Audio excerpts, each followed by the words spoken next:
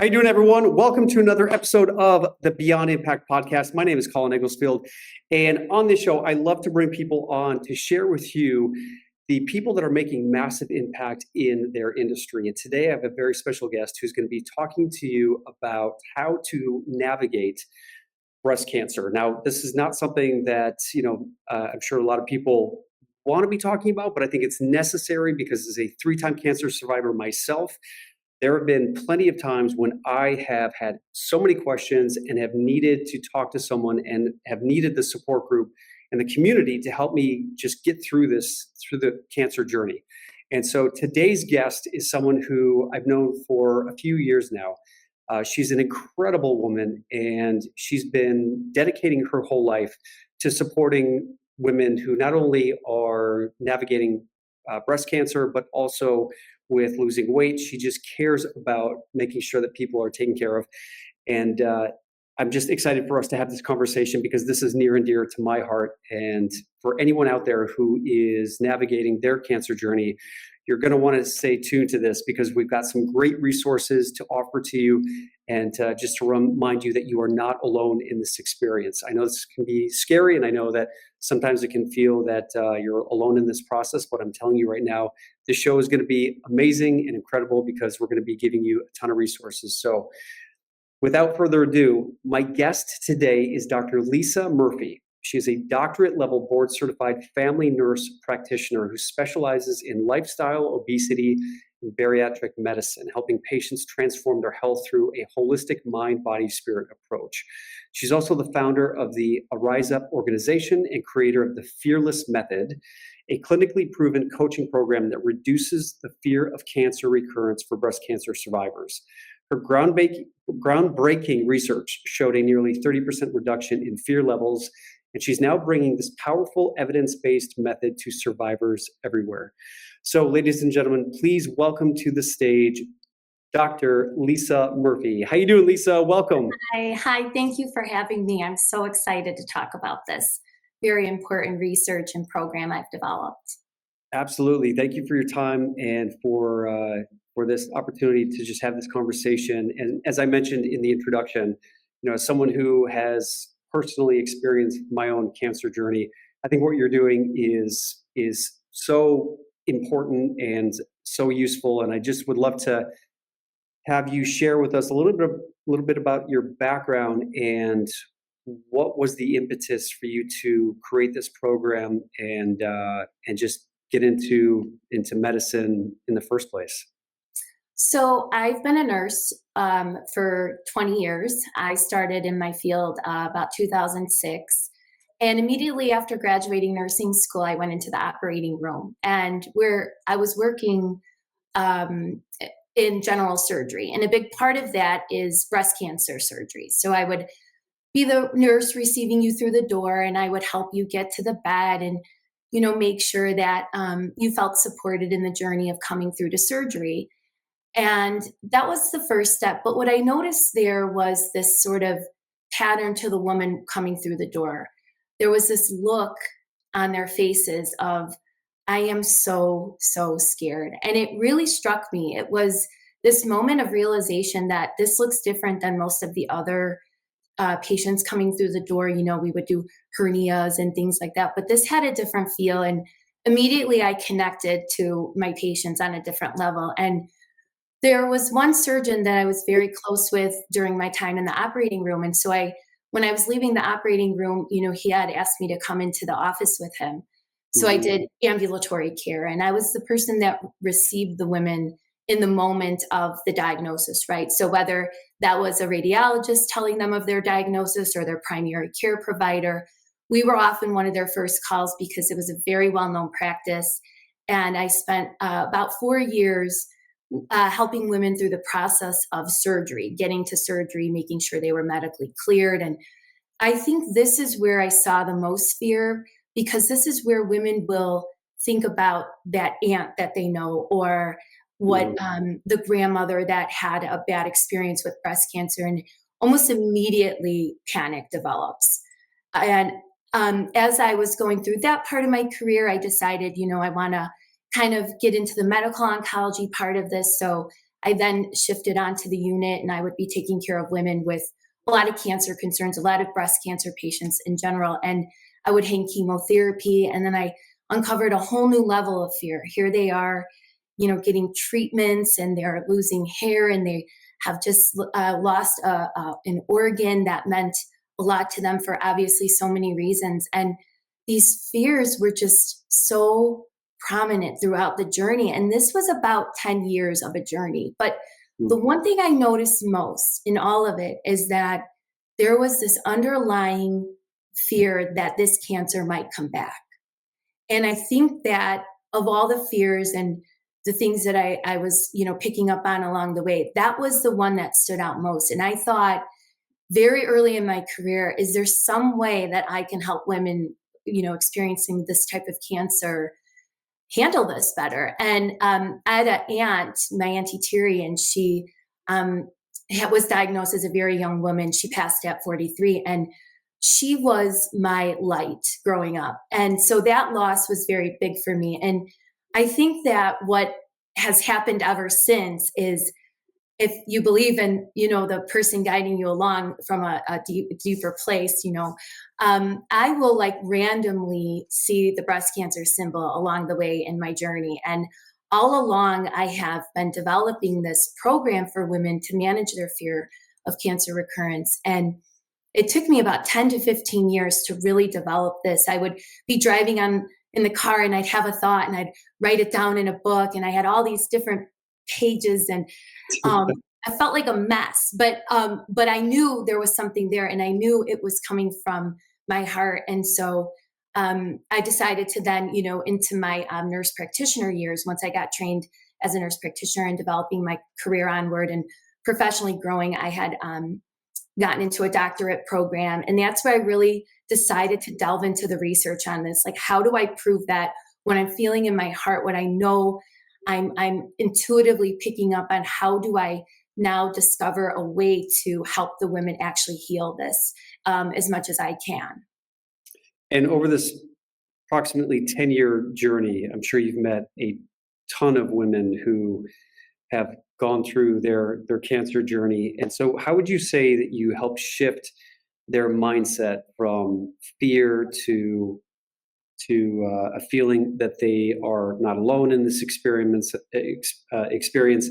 and help shift it to a place of empowerment, so that they're not constantly living in this state of fight or flight? Because I think a lot of us know that our reality is created by the thoughts that we have. And when I was going through my cancer journey, it was very, I had to constantly remind myself and shift my focus from the fear of the unknown to, okay, what do I know? What can I be certain of? What can I still be grateful for? My family, my friends, my ability to still make an impact. When I first got diagnosed, as I was on all my children. So having that job to go to focus on something that I knew was something positive and something that made me feel good helped shift my focus away from the worrying. And I'm just curious what it is that you help women do, and how to shift that focus to something that is more positive. Well, I think the first thing is this sort of listening and nurturing approach. I work with women who have gone through treatment, so it's important to know that a lot of the journey has already gone on for them. But when they're diagnosed, there is a lot of attention. You're going to surgery, you're going through the process. There's this doctor, that nurse practitioner, these nurses, and it's a constant hand-holding. There's, you're getting your procedures done, your biopsies, and one day after all of that happens, you ring your bell, and it's like, what now, right? It's like all of a Yeah. sudden you're freed into the world, and you're like, what am I supposed to do here, right? And this is where my method comes in. It's the treatment point to the 5-year mark, where the most sort of anguish and anxiety develops at that point. And what I do is I basically help them live again. we rebuild this person that existed, but she's going to look different now. And that's okay, right? So through this method that I developed, I really focus on what I call the health trinity. So we put this self-love into action, self-empowerment, this feeling of I can't control this, but I am going to do my best to sort of take these thoughts and do something better with them, with the time, the gift that I have left on this in this lifetime, right? And then we focus heavily on longevity because there is some really good statistics in the favor of a breast cancer survivor, right? Like this 5-year survival for someone with an invasive breast cancer is 91%. Wow. 10 years is 85%, right? So it's like, this is really in your favor. It's just that it's scary. And like going back to, someone like my Auntie Terry, we all know somebody that struggled or had a hard time, or so our mind immediately goes to this kind of darker place. And then the final piece to that trinity is legacy, right? When I'm 95 and I'm on my rocker, who am I going to be? Am I going to be a woman sitting there who is sad and I didn't do this because I was paralyzed by fear? Or am I going to rise up here and tell myself, like, this is my life. I have these children. I have this husband. I always wanted to do this. And my job is not something I really love right now. So maybe I need to go a little deeper on this. And how am I spending my time? Who am I bringing in to my life right now? Because this is going to really impact the journey overall. And then we kind of pull it all together through these 10 weeks. The method is based on, it's a health coaching and it's virtual because it really developed a lot through the pandemic. And my biggest fear was I can't have people not show up because of illness or whatever, And so it got run as a virtual 10-week sessions. And it was really great because of that, I never had to worry about dropout rates or anything like that. And the more I started thinking about it, I'm like, you could be in London. I'm in Chicago. Like there's no limit to it, right? It could like really stretch the globe here. And so that's why I was really grateful that the study was conducted that way, because I'm really trying to keep to the original method because I know it works. I saw a 30% reduction. And the way that it worked was that through the hospital system I worked with, we found survivors that fit that criteria. So they were 18 to 59. They had to have a stage 1, 2, or 3 cancer, biologically female. And then we would basically give them a sheet that scored their fear. And it asks questions like, how often do you think about fear of cancer recurrence? Do you think you're cured? Do you, it was 9 questions and it ranged, 0 to 36, and they would go ahead and rank a score. And what we found in my study is that, so there's 3 categories, right? And it's like 0 to 15 is low. They may not even qualify to be in the study. And then you've got this high severity of fear of recurrence, and that's 16 to 21 level. And then you've got this level of above that, 22 and above. And this is where women should really be in therapy and significantly help, because this is, I would call it sort of pathological at that point. Like there is a really, really big risk that this woman will end up anxious or depressed over this to a place where she might actually need therapy or medication and things. And what I found was when I originally screened my patients, 9 out of 12 were above a 22. Wow. And there were more. There were more that decided not to come in, and they were also, and then some didn't even qualify, right? So I think I got a total of like 19, and 2 dropped out and things like that. But like, to put it into perspective, when the study was over and I rechecked data, I moved that 9 out of 12 down to 2 out of 12. And that was so rewarding. I was like, I can't believe this. And I even got a statistician because I wanted to make sure in my heart that this data was correct, that I didn't make an error in my numbers and things. And so basically what the women would do is I call it the fearless method. They would basically join in on a virtual session through Zoom. And I would work on, the 8 pillars that I find to be very helpful. I practice what's called lifestyle medicine. So at the heart of my care is always trying to rebuild a whole person. right? How do I do that? I focus on nutrition. I look at their activity levels, their stress levels, how do they sleep? What are their relationships like? How are they managing substances and things like that? And so I took a lot of that through the American College of Lifestyle Medicine, and I put it into this fearless method, right?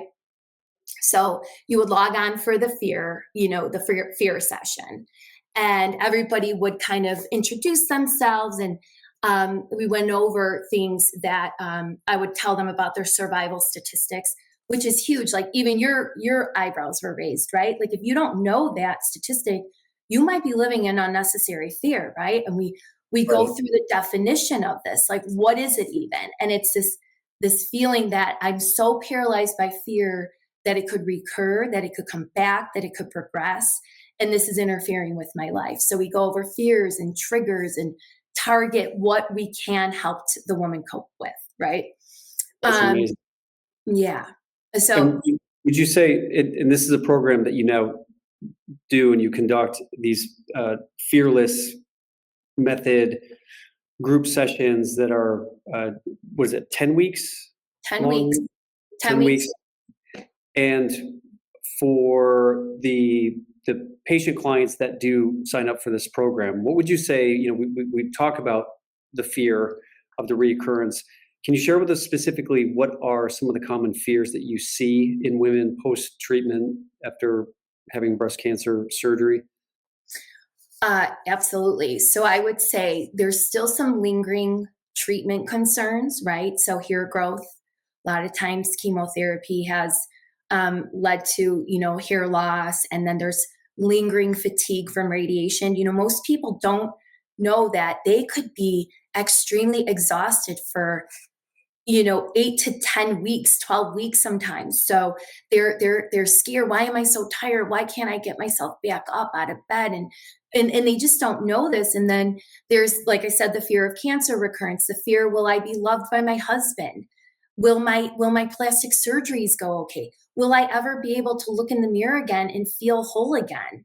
And then what will work look like? The biggest though, and that's where I kind of come back to the young woman, is what will this look like? Will I ever have children? Will my children have a mother? Will my what will that look like for my children if I'm not here, if I can't make it to their graduations and weddings? And I mean, it is like ruminating over and over and over, and it's paralyzing for some people. Mhm. And during this 10 weeks, I would imagine on Zoom, you get together and you do some conversations, and tell us a little bit about what the actual framework of the program looks like, so that if anyone is interested in joining your next one, that they have an idea of what to expect. Yeah. So it's based on pillars, and the first is the fear, right? F, and that's where we kind of go through what I've spoken about, but then we really delve into what makes a healthy person. So the next piece is eating well, nutrition. And what I did is I combed through all the data that there's certain, we use like ASCO, NCCN guidelines. I mean, these are really, really respectable evidence-based guidelines that I pulled from. And we go and we look at, okay, women who are living through this process, we've identified a whole plant driven diet, rich in fruits, vegetables, whole grains, and things like that. We start focusing on that. And I actually do a 10-day clean living program, because a lot of the things that have happened to the body through chemo and radiation, the body has taken a very toxic hit. And in my Mhm. opinion, we need to really cleanse that body. So I do it. We're doing a 10-day clean eating program. They're focusing on a clean fork. I always tell my patients, health creation begins at your fork, right? Like I have a joke in all my, whenever I'm doing, talks and stuff, it's a Dolce & Gabbana gold fork. Like it's literally the ticket to your health. Food is your medicine, right? Every bite we take is going to create health or disease, and that is going to significantly impact your survival. So we really delve into that. There was a study, very old, back in 2007, and it identified two behaviors that have been shown to significantly improve survival in breast cancer survivors. One was eating 5 servings of fruits and veggies a day, and the second was walking 30 minutes 6 days a week. And I Wow. tell my women, that is your pathway to peace right there. If there's only two things you can do out of everything we take away here, that is the one I want you to focus on most, right? So along the program, they have eight goals, and I can tell you about those in a minute. But so then, like next session, we're going to focus on your activity, and we know that exercise promotes survival no matter what disease it is. So especially breast cancer, but getting that walk in is not for nothing. If you're like, oh, I got to exercise today, tell yourself a different story. I got to exercise because this is going to help me live long. I need to walk today. I need to put this intention and love into myself because you know what? I deserve that. Like if I don't take care of me, who's going to take care of me? And then, I move them towards by the end of the program, hopefully they're exercising their 150 minutes like they're supposed to. We go over, strength training, which is especially important for my women. A lot of the women are 40, 45, 50, so their muscle mass is starting to decline. So I'm really good at getting them on track to what we would really need for good in perimenopause, menopause, and things like that as well. And then we go into the R. So that's at the F, the E is the eating well, A is activity, R is rest and restoration. You've been through a lot. Your body is tired. Take the breaks, right? We think we just got to bounce back. And the one thing I've never understood in healthcare, these women are working through chemo. They're like literally going in and they're exhausted. And I'm like, where is the medical field on this? Like, so that's where I come in. All that happened, maybe you didn't get the rest and restoration. Let me nurture you now. Literally, let me heal you. And you're going to heal yourself. They're always the boss. But I am the person that comes in with the wings underneath and says, I got you now. They can message me. They can call me. They're in a community. They will join a larger community. And that's really important because as we're developing purpose and going into the L, the love piece, this is the biggest, right? This is where we're going to focus, like going back to that self-love, longevity, legacy. Do you know every day you make about 200 choices on food? What am I going to eat? Where am I going to get it? What's coming in my bag today? That is like food alone. Imagine how many times you're trying to make a choice and how much you can control this journey, right? The thoughts of fear comes in. No, I have to realign, and healthy choices and outlook and making sure that you're trusting in yourself, trusting in the divine, if that's what, you desire. Because my program, in order to have been in the study, everybody has to know that this is a part of people's spirituality, and that is always welcome in the Fearless Method. So we don't practice any certain religions or anything, but we have deeper divinity, a lot of us, and that is always welcome in the program. And then we look at values. What do you value? Why are you going to do this, right? And at the heart of it, I try to make it the self. And then we go into vision and purpose and forgiveness. There is a lot of hurt, like a lot of hurt in the journey. And sometimes coming through it. Emotional hurt. And obviously there's the physical rehabilitation. What did I do? How did I do this to myself? What if I had just done X, Y, and Z? And a lot of this is, or man, I have these years left on the planet. I wish I would have told my sister I was sorry. So we might send a letter out, and I love that because I think that's really important to healing, right? Clearing the heart of all these things. And then basically what they're doing is they're developing a personal and spiritual self and developing the legacy, writing that story. I actually have them legacy write. I do a wellness vision. We do 1 year out, 5 year out. So I ask them a bunch of questions and they write this out. And it's beautiful because it doesn't just focus on where am I going to work. It focuses on like, what is my diet going to look like? What am I going to be doing with my exercise in 5 years? Will I be stressing better? And I really like enhance this ability to like go deep and there's a lot of crying. There's a lot of healing that's occurring. And then we try to rebuild a better environment internally, externally. So I give them lots of tips on how do you create a healthy home, what kind of soaps to use. When a body is gone through treatment, like I said, it's very toxic. And we really need to cleanse our body. So we could do that through the nutrients and things, but also the shampoos we're using and the types of chemicals we're using to clean our homes and things. That's all going to really heavily impact a cancer journey. So we do that. We look at the external environment. How am I socially connected? Who am I being, who am I lonely, right? How can we know that loneliness leads to disease. I mean, it's one of the greatest predictors of happiness, of like your health in general. So if you're feeling lonely in the journey, well, I got Fearless and I am here because I always say, I don't know if I could love something deeper than like a person, than someone who has gone through this in terms of professionally, like, outside of family and things. Like, this is really, really something that they go through. And even when I got out of nursing, now that I'm at the hospital and I'm treating weight, which, going back to a deep fear, a lot of women will gain weight in the process and things. So I get a lot of referrals in the hospital, and I am helping them lose weight essentially with a lot of the things. I do Fearless a lot, even though they're not in the program, right? And yeah, they are like, oh my gosh, my weight went up and now I don't feel good and things. So we're tackling a lot of that. So creating a healthy body environment. And it's just been a lot of putting the piece together environmentally. And then we go into the sleep session, which really is just about, do I get 7 to 9 hours a night like I should? And then the stress is a big one, right? That's where we end it.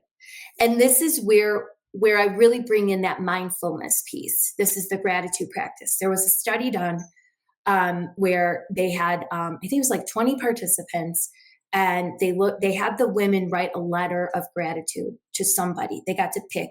So it's like, it ran about 6 weeks. So they would write this letter. And what they found is that the women were compared to women that were just writing down activities, random activities they did over the 6 weeks.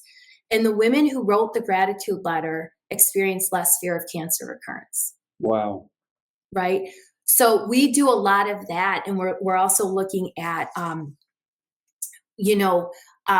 not only that, but what happened good today. And I actually have them read the Optimist Creed. It's like a, like the Apostles' Creed, but it's an optimism. It's like these top statements of, I am going to be optimistic today. And for those who practice faith, we go to sleep with the Serenity Prayer, and then we journal at night. And I give them a series of questions each week to ponder on. And then what I'll do is I will ask them, what did you learn through the journaling? And then I give them all an information session. So all the evidence-based research on their exercise and their sleep, like what do the guidelines tell us, so that they know what they're doing is in alignment with the medical world too. So there's like that 20-minute piece of education. And then the rest of it is all talk. Maybe we're crying, maybe we're trying to get someone else through an event they're going up to that week, and they just need to get the courage. How are they going to do this?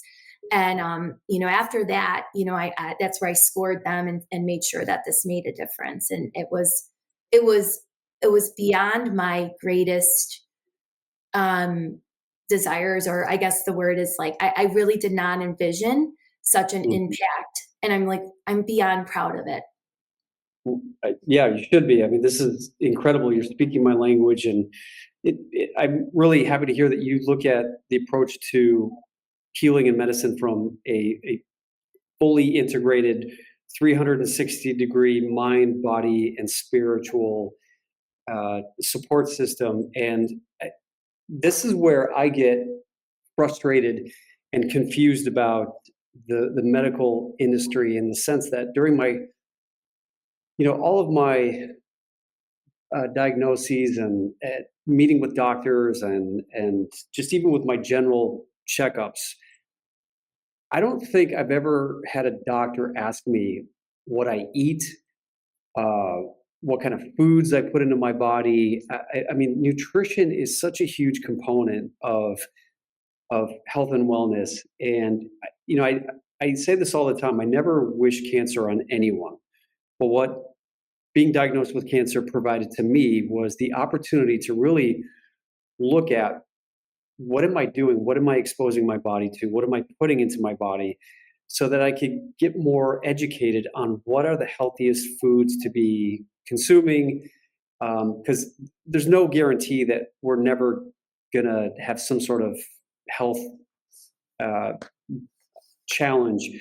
But the thing that we can control is giving ourselves the best chances of it either not happening, or if it does happen, for it not to happen again. So I guess my question to you is, you being in the medical field and having worked in hospitals, is this starting to change in the medical community where doctors are having more of these conversations about food, nutrition, and this being a part of the healing protocol, or are the pharmaceutical companies so embedded in the medical field that how much of it is being influenced by prescription medicines? And I'm not trying to demonize pharmaceuticals, because there's a lot of medicine I know exactly where you're going. that is incredibly helpful and needed, but where's that balance? And our doctors, the people that should be more of those advocates for better eating and better lifestyle, to be able to educate some of their patients. Can you share with us a little bit about your perspective on all that? Absolutely. So stay tuned, because there are a lot of providers like me that have been very confused as the patient. Why am I not knowledgeable? And I remember, I went to one of the top universities, Rush downtown Chicago. We have our own College of Nursing. And when I got out of school, I even messaged my professors. I said, "You're telling us first line therapy is lifestyle, and you barely even gave us a nutrition course." And really, I joke, but I taught myself so much up until the point where I went back for my doctorate. And my doctorate is what's called lifestyle medicine. And that's sort of what I described earlier, where there is evidence to support these 6 things, like the nutrition and stress and sleep and things. But right now it's up to the medical provider to, obtain that training, go past the deeper, training that they've gotten. I mean, I sat for hours in pharmacology classes, right? And then all of a sudden I get to my doctorate level and I'm learning epigenetics and how the liver, this big shower in your body, I call it the shower, right? It's like your big, beside your kidneys. And you know what powers that liver the most? Nutrients, micronutrients from food. It's the blue in the blueberry, the red in the raspberry, the orange in the orange. All these beautiful micronutrients come together to support that liver and cleanse you every day, give you a healthy poop. Your food gives you good fiber, poop it out, right? And I could tell you, verbatim probably how your, cholesterol med's going to leave your liver, or, what meds are going to, make you overweight. And I mean, it is drilled in you. But this piece of what really matters, my food is medicine, my health creation starts at my fork, is where we're really lacking. And it's inexcusable. And I am extremely passionate about this. And I always tell my patients, you will never hear me mince words, because I promise you that I will take care of you in a way that I have studied for so long. So this program where I went, it was in Nashville, or not Nashville, I'm sorry, it's in Collegedale, Tennessee. And they have an entire doctorate set up. How do you heal your patient through behavioral changes and lifestyle? And it was my honor, because it's really the focus of Fearless now. Because where I couldn't take the NCCN guidelines and things cancer related, I filled in the gaps with the American College of Lifestyle Medicine. And I was just in Texas last month. We had our American College of Lifestyle Medicine conference, and you're talking hundreds of providers here that know that this is not okay anymore, that prevention is the way forward, that we are doing a disservice by not telling our patients how to eat well or live well or stress less and things. And so whether I'm in clinic or I'm in Fearless, we're always building goals around healthy life, a whole person, because my whole job is to improve health outcomes. It's to reduce fear, but it's also to improve health outcomes. And that's where I shine. That's where the program shines. And that's where I really would recommend going on to provider websites and saying, are they connected to integrative health? Do they have lifestyle medicine training and things? Because they're going to bring a whole new level of care to you if you're looking for more.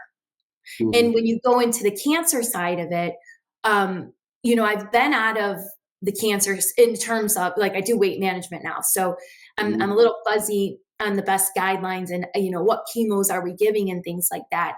And I always say when you marry lifestyle with the traditional medicine, we are really gonna start, curing some diseases because I do see big value to the side where, people are getting their chemo and radiation and things, but I think we're lacking in the support along the way and how to rebuild the person.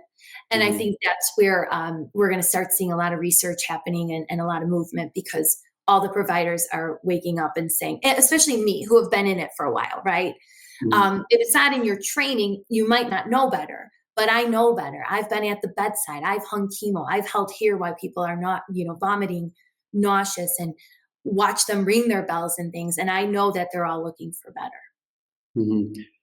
And can you share maybe a story of a client who you've worked with who's overcome this fear and come out the other side and reclaim their confidence and have benefited from the work that you do and have been doing? Yes, absolutely. Because I had told you about those women that had screened, it was 9 out of 12, right? That Yeah, had scored in this category above 22. yeah. Well, two of them actually left that category and came in low level by the end of the program.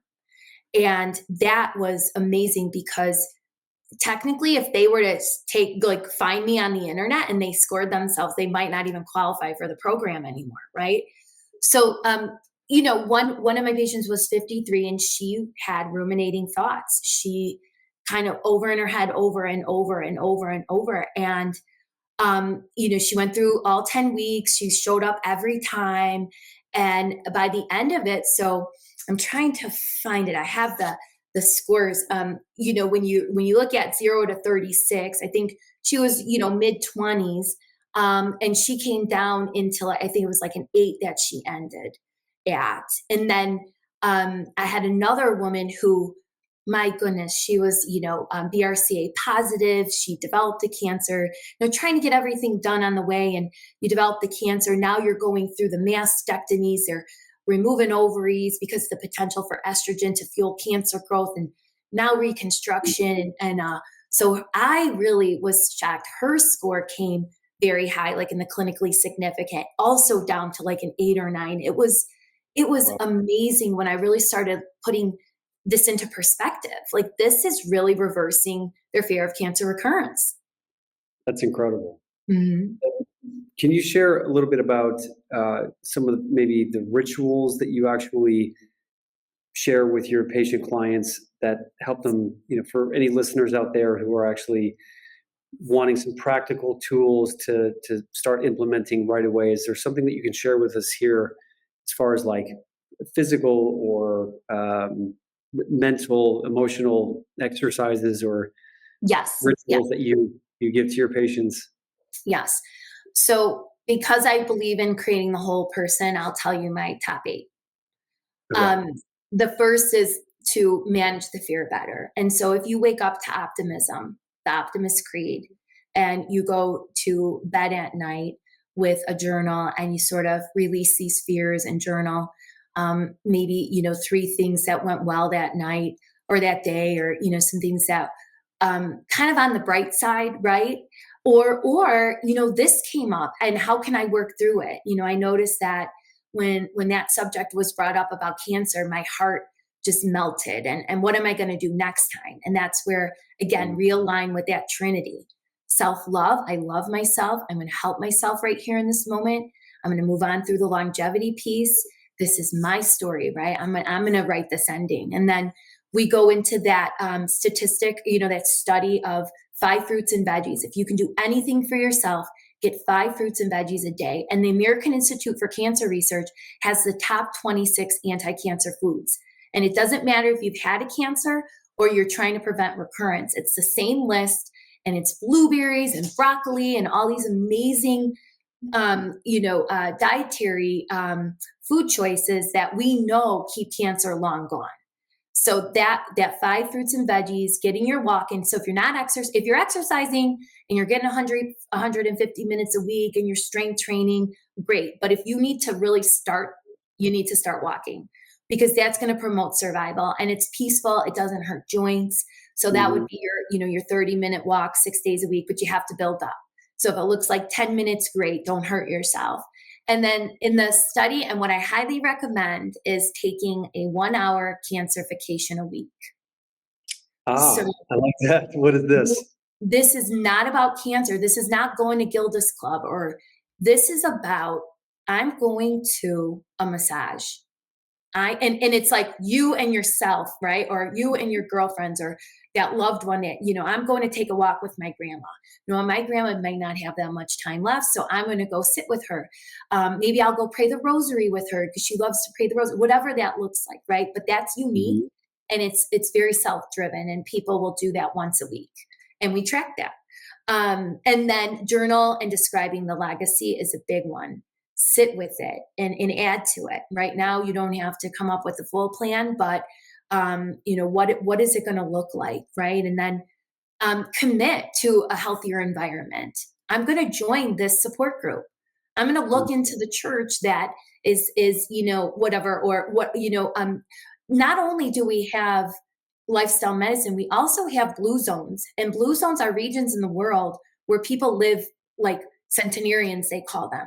And they have 9 characteristics, and I pull a lot from them when I write, my programs and things, or when I speak to my patients. And one of the biggest things is having your tribe, not being lonely, right? So, so that might have to look a little different. Like you might have to sign yourself up on Meetup or something, and that's okay. It's all right to have someone, in your life that maybe you don't know very well or whatever, and maybe invite them in, and kind of go into deeper relationships with people that you don't know, because what I learned most of all is these young women, and they are looking for community, they are looking for people. One of my patients said, or one of my I have to be careful with that, one of the participants said that by the end of the program she felt that this was a gift for her soul. Wow. And I've never heard something more impactful. I've had a lot of patients bring blankets and knit me things and you should see my Christmas tree, angels everywhere, right? From my patients over the years. But this was a gift for her soul. And I was like, wow, like, thank you. I don't think you could have put that in better words, right? And then, the other piece would be sleep 7 to 9 hours, get that sleep in, especially and I'm going to go on to my weight loss management here. When we don't sleep right, our entire body is off the next day. Our hunger hormones rise, the hormones that help us understand satiety, which is fullness and things, they're very, very misdirected throughout the day. And lack of or poor sleep can lead to extra 300 to 400 calories of eating the next day. So you can see that the sleep not only is going to help you heal and rest better, but it's also going to help you manage other decisions like food decisions, or help you get through work better and things. And the final would be that thing, 3 things you're grateful for. And I know it's a lot, but if one is off, you might not feel whole. And so, that's why over the 10 weeks, we take them piece by piece. Week 1 is where we're bringing in the Optimist Creed. Week 2, then we're bringing in the 5 fruits and veggies. Week 3, now they're committing to the exercise and the 1 hour cancer. So it's a progression instead of overwhelm. Beautiful. And for people who are dealing with struggling with weight loss and health and that sort of thing, is there a correlation between, and I believe there is, with obesity and the chances of being diagnosed with cancer? And if so, obviously we know that eating healthy is the way to go about being healthier. But now we're seeing a lot of these peptides, semaglutide and GLP-1s and Ozempic. Can you share with us your opinion on these types of modalities to help with losing weight? And are they healthy? Is it something that can help kickstart? And Do people respond well to these? Are there any side effects of these kinds of peptides? Yes. Well, we have to really think into that. Like, why would we be worried about that in the first place? And the truth is that the fat cells are, when they get large and sick enough, they can become almost like their own endocrine system, right? They release hormones that naturally you wouldn't. So we see inflammation markers leaving the fat into the body. We see estrogen. And so what's the greatest risk factor for some women when they have a estrogen receptor positive cancer and things is we put them on these, medications to make sure estrogen cannot be a problem in their future anymore, right? And so they're going into menopause early, all these things to try to offset kind of mitigate what estrogen can do to fuel cancer growth. Well, the problem is that the fat cells can release that estrogen. So you can do everything else you want, but if you still have obesity, you still have a source of estrogen coming in. So that's why a lot of times when we're talking about, obesity being a risk factor, yes, it's a risk factor for development, but it's also a risk factor for recurrences and things like that, because depending on the characteristics your tumor had, this could be a very big deal. So that's where I get the referrals. And of course, we're working on everything we talked about in Fearless, but then I always step it up. There are a lot of medications that will interact with medicines that women are using to prevent cancer recurrence, right? So the tamoxifens and things like that. So I have to be very careful in clinic because I can't have certain meds together to interact. And for what we know, the GLPs are appropriate. The only concern I have for them is that the GLPs mimic your own hormones, right? So you're essentially adding in additional hormone-like substances that are going to connect to gut and brain. And the gut and brain are going to understand fullness on a deeper level. The food is going to move more slowly through the gut. And so you get this sense of fullness, but it is also working with the pancreas to allow your insulin to secrete appropriately. And the biggest problem for people is that they're because of an ultra processed diet, their insulin is jacked up all the time, up, up, up. And insulin is a fat storage hormone. And it also will store sodium. So your diabetes, your hypertension, all of it is at that root, right? And these GLPs come in and they just decrease all of that risk, and they can get in. I don't know if you've ever heard the term visceral fat. So visceral fat is fat that surrounds organs. You can't touch it. You can't feel it. Right. These meds come in and they go deep and they penetrate and they kind of shrink up that fat that's causing all these diseases. And in the end, because the fat is gone, we're watching people's inflammation go down. We're watching their fat cells shrink. We're watching them heal. Now we have to be careful because there's side effects. Like anybody with a thyroid cancer history, medullary C-cell type, in their family history or personal history, it's not appropriate because rodent trials showed us this. What we don't really understand, because we've been using these meds for about 10 to 12 years now, and we're not seeing an uptick in human cases, but possibly because the thyroid of the rat is different, the cell line. But that is a no, a big no. And then if you have a pancreatitis history, because if you have a pancreas that was affected by inflammation in the past, the medicine can re-injure. So we don't want you. I promise you in 7 years, I've never seen a pancreatitis. I think 1 or 2 of my patients started having vision changes, so we stopped it. We don't progress, right? Because there's all this Ozempic and blindness. And I always see, constipation, GI upset. We work through that. Pepsid for heartburn. It's usually because the person went out and had fatty, fried, junky food, and the med's going to remind you, don't do that, right? So once I get a 3-day, history on the diet, I'm like, yep, it was the dairy or it was this or, but I feel it's inevitable. The GLPs are inevitable. What I'm finding in 7 years of treating weight is that I have never, and I pray on this, that these GLPs are going to end up the miracle we believe they are, because I have never in my entire career of working with obese patients seen them take their power back like they are in this moment. Wow. There is a health revolution happening around us. And I think the GLPs are going to play a big role, because I always talk in percentage of weight loss, right? That's why we always go to bariatric surgery, because if somebody has 100 pounds to lose, the stimulant or the little contrave that I give them is going to be meaningless. They get what, 20 pounds off their body. Now you've got a method coming in and absolutely reversing obesity. In fact, at my lifestyle medicine conference, they talked about how for the first time, they think that obesity rates are starting to decline and not go up, and they were expected to keep climbing. Wow. So we're all like, yay, we might be seeing the tide turning here. And when you empower people, when you give them tools to really, really, really change the trajectory of their life, and you nurture them and you support them and you listen to them, they will heal in a way that they never knew they could.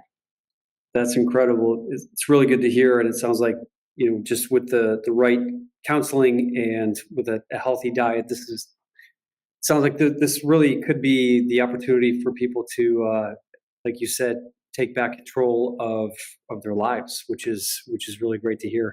I appreciate your time, and I know, I don't want to keep you too long, but I just have two last questions for you. First one is for people who are the relatives or spouses, sons, daughters, moms, dads of people who are navigating a cancer journey. Do you have any advice for them on some of the support that they can offer to the people that they love without making them feel that they're compounding the issue? Like when people found out that I was diagnosed with cancer, I just hated when people would be like, "Oh my God, like you okay?" Like it was just like, I'm good. Just treat me like I'm normal. And I appreciate you just saying that I'm here for you if you need anything. I don't want sympathy. I don't want you to go out of your way. And that's the reason why I didn't tell people, because I didn't want to make them feel like they had to act any different around me. So is there any advice that you give to the loved ones of the people that you work with? Yeah, I mean, do it in ways that matter. Cook a healthy meal when your wife comes home. She just had chemo, right? Get a good recipe, have it on the table waiting. That alone, oh my goodness, bringing the nutrients to her body that's trying to heal itself. Or if you're a best friend, take a walk. Hey, let's go for a walk on Saturday. Now you know that will promote her survival, right? Hey, can we go down and do a restorative yoga class? I've been really stressed lately. You don't tell her it's for her stress, you do it for her. Because yes, you're stressed, but you know that this is going to be a method to helping her heal herself after, right? Or maybe get her some magnesium salt to create baths at night, or, a little package of, this is something that I read about that might help you, sleep better or whatever. But it doesn't have to always be like doting on, or it's just showing up and doing the little things for them. Maybe get her a house cleaner, have her come home from work to a clean house. Can you imagine? Clean sheets and oh my goodness, right? Like, so it's the little things, you can gift a fearless, you could give fearless for them, let me handle it. But the whole idea is to help them lose fear and gain freedom. And if there's a lot of stress and strain in a home, if it's toxic, if there's clutter, if there's, all these things that the kids have to get taken to, and she's the one driving them everywhere, step up. Even if you're a parent and you see your daughter going through this, step up. Hey, can I take them to the class tonight? That has nothing to do with her. That has nothing to do with her cancer, but she might get a nap that night. That's beautiful. And Lisa, I want to offer the opportunity for people to get more information about your Fearless program. And we're going to put a link at the bottom of the video here that you can click on to find out more information about the program. It's 10 weeks, and there is a cost to this, correct? Yes. The cost is $749. This will include for the whole program, the 10 weeks. It's a rolling session. So we'll start January 10th, hopefully Saturday, January 10th. I am hoping to bring my research to reality. So this is going to be a big deal for me moving forward. I want to create a fearless community for women. I'm really, really kind of developing a lot of this now. So you can look up a Rise Up organization. This is on Facebook. I do have connected to my Instagram. This is really in its, primal phase. So I would love, especially everybody to kind of help me develop it, grow it. And I'm always welcome to feedback, always. Part of the research project included a lot of feedback. I mean, I have extensive pages of, how it helped women and things, and I know that by the end of the program, all those 8 things I said that women can do, they were all meeting that 75% of the time. Like, they really invested in themselves. So I Wow. think that this is an investment that will take you at least, hopefully to the 5-year mark. And then we then keep this community rolling. I would love to see survivors on talking, and because there's nothing better than seeing somebody who's been through it and hearing that story. In fact, when I did my project, the lady I had talk at the end, I scored their fear score. I didn't want her to sway my data, but she was a stage 3 breast cancer survivor. I think she was at like the 30-year mark. She was diagnosed in her early 30s, 3 kids. Like, it was worst case scenario. And she's on this end of the session, like, look at me now, right? And I was like, this is what Wow. it's all about. Those Yeah. statistics, Yeah. it can be in your favor.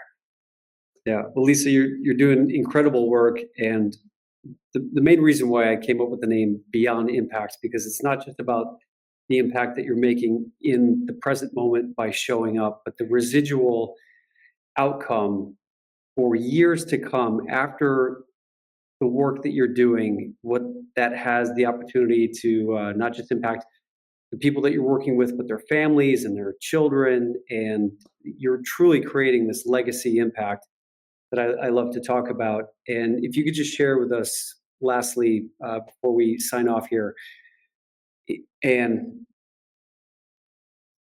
this means a lot to me because having gone through this experience, it can be scary. And I just want to thank you personally for the work that you're doing, because people like you and the amazing doctors and healthcare advocates that I've been able to work with have made such a huge impact on me. City of Hope Hospital, Sloan Kettering Hospital, UCLA, cancer fighters at City of Hope that recently helped me through my latest health journey with cancer. You personally, what is it that is the legacy impact that you're looking to make by doing all of this work? Because obviously you've been doing this now for years, and you put your heart and your soul into all of this, and I can tell you genuinely care about making a difference.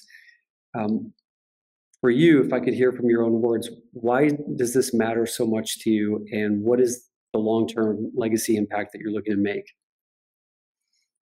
I cannot, I can't get away from it. I can't describe it. I mean, the moment I became a nurse, it just flowed. It was like OR to the doctor, surgeon's office, to the unit hanging chemo. And then I get into family medicine for a couple years, and I'm in there and I'm diagnosing breast cancers, and I'm picking up on things that maybe other clinicians might not because of my cancer background. And then I get into weight management, of all places. You're like, oh, I'll never see breast. And all of a sudden I'm the referral. Like, I mean, I literally get all the referrals, and I'm like, this is my honor. I mean, I always tell my patients, and I'm sorry, I may get to, I don't have a job. Like, I go into work every day and I am so fulfilled. I am so happy. I love them. Like, I have patients now 7 years that I'm like, how's your daughter? Like, they are like nearly family. And what I also am really good at is picking up on the fear and making sure that we're addressing in those visits and things. And so my overall legacy is that I would really love people to understand that the cause up here, what the thoughts are, is going to really impact the effect around you. Mhm. And I am here to help you retrain those thoughts. I am here to make that effect a more beautiful one for you. And we don't know how much time we have. We don't. Nobody does. But Mhm. we know that the things that we wanted to do are near and dear to our heart. And so if we can pull ourselves up as much as we can, because we still have to breathe, we still have to have hardship. It's not all roses. You still have to feel the feels, but it's like, okay, well, how can this look different where I'm in control of these thoughts, and how will that vacation come in and things like that maybe we're putting off for another 8 months or whatever. And those are the things I just want you to get what I can out of your life, whatever you envisioned. Let's bring that to light. And I believe have like I believe that everybody has a deeper purpose. I know that. And we get stuck. And I think sometimes these terrible health things that come along the way are these like bumps in the road that really fuel growth. And Mhm. you'll notice it's a rise up, right? A rise up. It's not rise up like everybody says, Hamilton rise up. It's a rise up because when you're going through something as tragic as some of these women are, you're not just rising up, you are literally coming back from what you feel is like deep, dark, like coming back from death in a way, right? Yeah, You're in a place of like right raising up that was going to create a lot of light and part clouds, and here you are, thriving. So that feels very different than maybe just, getting diagnosed with a hypertension that now we're giving a med for and giving you this is life or death. sure. And that Yeah, is very different, right? So yeah. that's why that fear is so strong. And of all the things I want to do, I just want to reduce that score for everybody. Well, you're doing amazing work. Thanks for your time.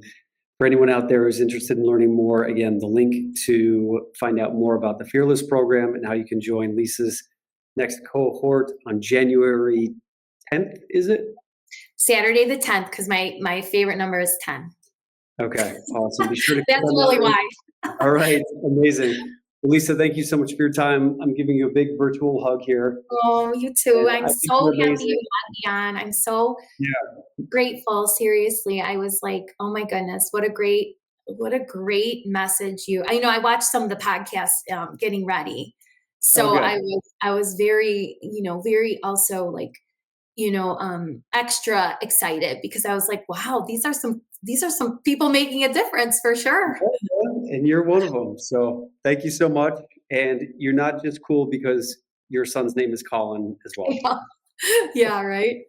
Yeah, you All got a right. cool name. Okay. Thanks, Colin. Thanks, Lisa. Take care. Take care. So, wow, what an amazing conversation. And again, for those of you out there who are navigating your cancer journey, there is help out there. There is support. You're not alone. And as we heard through this conversation, that Lisa is doing incredible work to be able to support you and help you navigate whatever it is that you need to navigate. And I just love how she incorporated and talked about the importance of nutrition and physical activity as part of the program of healing. And of course, we all know that eating healthy and exercising are the ways to heal and to lose weight and get better. But the one thing that is missing from everything out there is the accountability and the support, and that's what Lisa is offering here. So be sure to click on the link down below. And just want to remind you guys that no matter what you're dealing with, no matter what's going on in your life, I'm confident, and I'm imparting upon you the strength and the courage and the grace to just give yourself that kindness and know that you are amazing and that you can get through this and that you get to choose who you want to be in the face of all of this.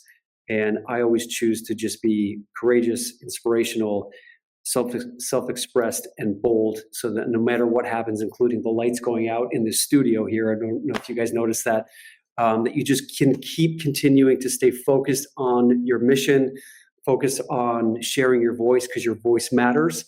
And by just getting out there and communicating to others what it is that you need and creating that opportunity for people to show up in your life, then that provides the opportunity for them to feel purposeful as well. So just know that you're not alone, and there's amazing people out there to support you through all of this. And thank you again, Lisa, for this amazing conversation. Take care for now, guys, and we'll see you on the next one.